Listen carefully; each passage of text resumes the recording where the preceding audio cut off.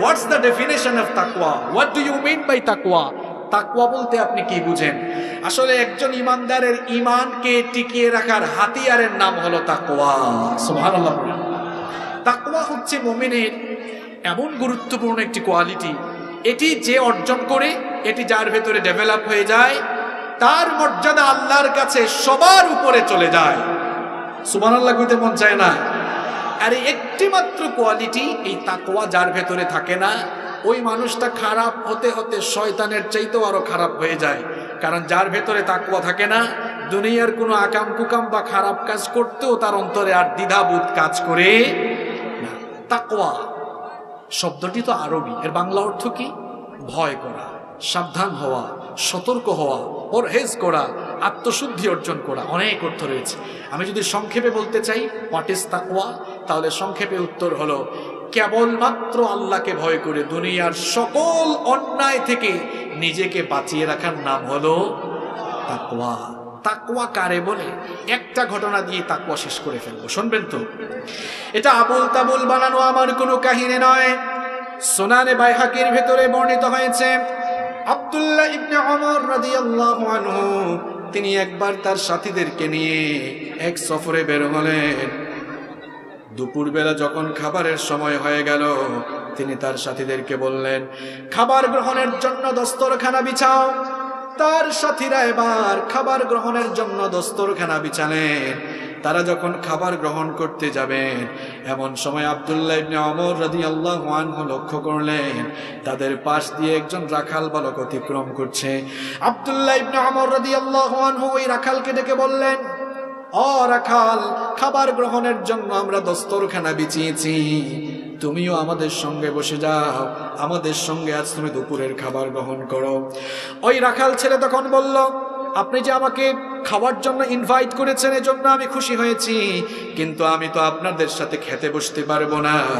আব্দুল্লাহ ইবনে ওমর রাদিয়াল্লাহু আনহু তখন বললেন, কি কারণে তুমি আমাদের সাথে খেতে বসতে পারবে না? রাখাল ছেলেটি তখন বলল, আমি রোজা রেখেছি, এই জন্য আমি আপনাদের সাথে খাবার খেতে বসতে পারবো না। আব্দুল্লাহ ইবনে ওমর রাদিয়াল্লাহু আনহু তখন বললেন, যেহেতু এখন রমজানের মাস নয়, নিশ্চয়ই তুমি নফল রোজা রেখেছো। আজকের আবহাওয়া অত্যন্ত গরম, প্রচন্ড গরম পড়েছে, মরুভূমির এই রুক্ষ সূক্ষ্ম আবহাওয়ার ভেতরে আমাদেরকে পেয়েছো তুমি, আর আমাদের কাছে অনেক ভালো ভালো খাবার আছে, নফল রোজা ভাঙলে তো কোনো অসুবিধা নাই, গুনাহ হবে না, তুমি চাইলে আজ আমাদের সাথে খাবারে অংশগ্রহণ করতে পারো। ওই রাখাল ছেলেটি তখন বলল, অপথিক, আমি তোমাকে চিনি না, আমি তোমার সম্পর্কে জানি না, তবে তুমি যে আমাকে দাওয়াত খাবার জন্য বলেছ, রোজা না রাখলে তো আমি খেতে পারতাম, আর তোমার কথাই তো আমি রোজা ভাঙতে পারবো না, কারণ আমি তো ওই শূন্য দিনের জন্য আমল করে যাচ্ছি, যেদিন মানুষের আমল ছাড়া কোনো কিছু কাজে লাগবে না। আব্দুল্লাহ ইবনে ওমর রাদিয়াল্লাহু আনহু তার এই ক্ষুধাভীতি দেখে কিছুটা অবাক হয়ে গেলেন। অবাক হয়ে তিনি এবার ভাবলেন, এমনিতে তো তোমাকে ছাড়া যায় না, একটু টেস্ট করা দরকার, তুমি কতটা মুত্তাকি, কতটা পরহেজগার, একটু দেখে নিই। আব্দুল্লাহ ইবনে ওমর রাদিয়াল্লাহু আনহু তিনি এবার রাখাল ছেলেটিকে তার কাছে ডাকলেন। কাছে ডেকে তাকে প্রশ্ন করলেন, তোমার সঙ্গে যে ছাগলের পাল রয়েছে, এই ছাগল পালের মালিক কে? ওই রাখাল ছেলেটি তখন বলল, এই ছাগল পালের মালিক আমি নয়, আমার একজন মালিক রয়েছে, তার আন্ডারে আমি চাকরি করি, তার ছাগলগুলো আমি মরুভূমিতে চড়াই। আব্দুল্লাহ ইবনে ওমর রাদিয়াল্লাহু আনহু তখন বললেন, তাহলে তুমি এক কাজ করো, এই ছাগল কিংবা এই মেষের পাল থেকে আমার কাছে একটা বিক্রয় করে দাও, নগদ অর্থ তোমাকে দিব, আর তুমি যেহেতু রোজা রেখেছো, সেটি জবাই করে কিছু মাংস তোমাকে হাদিয়া দিব, গিফট দিব, যেন তুমি ইফতারে খেতে পারো। নগদ বিক্রি করলে নগদ তুমি লাভ করতে পারবে। এবার সে বলল, আপনাকে তো আগেই বলেছি এগুলোর মালিক আমি নই, সুতরাং যেগুলোর মালিক আমি নই কিভাবে আমি আপনার কাছে বিক্রি করব? আব্দুল্লাহ ইবনে ওমর রাদিয়াল্লাহু আনহু তো তাকে টেস্ট করছেন, পরীক্ষা করছেন, এই জন্য তাকে বললেন, দেখো, এই বিশাল ছাগল বা মেষের পাল নিয়ে তুমি এই মরুভূমিতে এসেছো, এই কথা সবাই জানে, বিশাল একটি ছাগল বা মেষের পাল নিয়ে আসলে বাঘের আক্রমণে বাঘ দুই একটা খেয়েও ফেলতে পারে, তুমি তোমার মালিককে এইভাবে বুঝ দিতে পারবা যে বাঘের আক্রমণ হয়েছিল, বাঘ এক দুইটা খেয়ে ফেলেছে, মালিককেও বুঝ দিতে পারলা, অন্যদিকে তুমি আমার কাছে বিক্রয় করে নগদ কিছু টাকাও পাবা, আবার অন্যদিকে ইফতার গ্রহণের জন্য কিছু মাংসও পাবা। নগদ পেয়েছ যেহেতু লাভ করো, এই সুযোগ তুমি গ্রহণ করো। তখন ওই রাখাল ছেলেটি বলল, ওগো মুসাফির শোনো, আমি হয়তো মিথ্যা বলে আমার মালিককে ধোঁকা দিতে পারবো, কিন্তু তোমাকে প্রশ্ন করছি, আইনা আল্লাহ, আল্লাহ কোথায়? আমি হয়তো মিথ্যা বলে আমার মালিককে ধোঁকা দিতে পারবো, কিন্তু তোমার মালিক, আমার মালিক, আমার মালিকেরও মালিক, গোটা বিশ্বজাহানের মালিক, সেই রব্বুল আলামিনের চক্ষুকে তো ফাঁকি দেওয়া কারো দ্বারা সম্ভব নয়। আরো আস্তে বলেন সুবহানাল্লাহ। এর নাম তাকওয়া। যদি কারো ভেতরে, আল্লাহর কসম করে আজকের মাহফিলে বললাম, যদি কারো ভেতরে আপনি তাকওয়া ঢুকাই দিতে পারেন, পুলিশ দিয়া পিটায়াও আপনি জোর করে তাকে দিয়া খারাপ কাজ করাইতে পারবেন না। আমি চ্যালেঞ্জ করছি, আমি চ্যালেঞ্জ করছি, যদি কারো অন্তরে তাকওয়া ঢুকানো যায়, সারা দেশের পুলিশ দিয়া পিটায়াও আপনি তাকে দিয়া আর খারাপ কাজ করাতে পারবেন না। সে মরে যাবে, তাও অন্যায় করবে না। ভেতরে কি আছে? কি আছে? আরে ভাই, আপনারা তো সবাই জানেন, মাঝে মাঝে চোর ডাকাতরা জেলখানায় ঢুকলে ডিমোশন না প্রমোশন নিয়ে বের হয়। দেখা যায় আগে চোর ছিল, পরের বার ডাকাতি করে ঢুকে, এরকম আছে না নাই?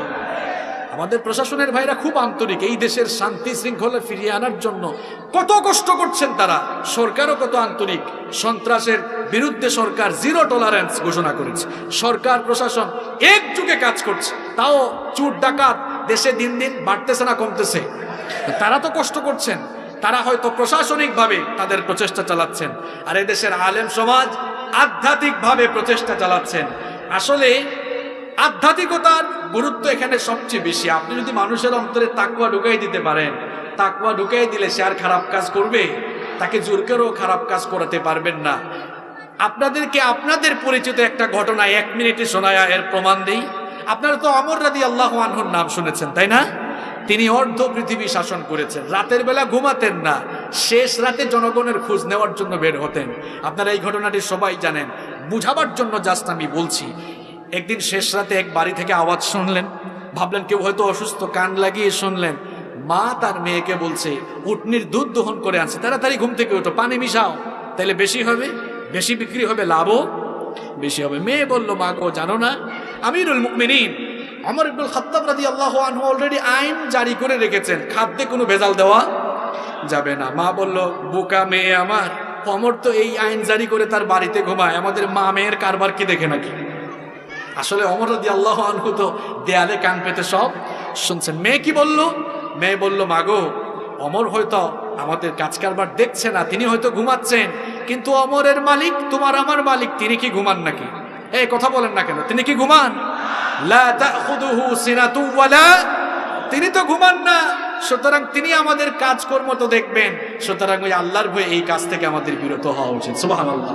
তাহলে দেখেন তো, আল্লাহর ভয় থাকলে জোর করেও অন্যায় কাজ করানো যাবে? এই জন্য জীবনে যদি আপনি বরকত পেতে চান, নিজের ভেতরে তাকওয়া ডেভেলপ করতে হবে। আপনি অনেক টাকা পয়সার মালিক হয়েছেন, ফেনী শহরে বাড়ি, ঢাকায় বাড়ি, অনেক ক্ষমতা পেয়েছেন, এরপরেও আপনার জীবনে বরকত নাই কেন? Why? What's the reason? কারণ আপনার ভেতরে তাকওয়া নাই।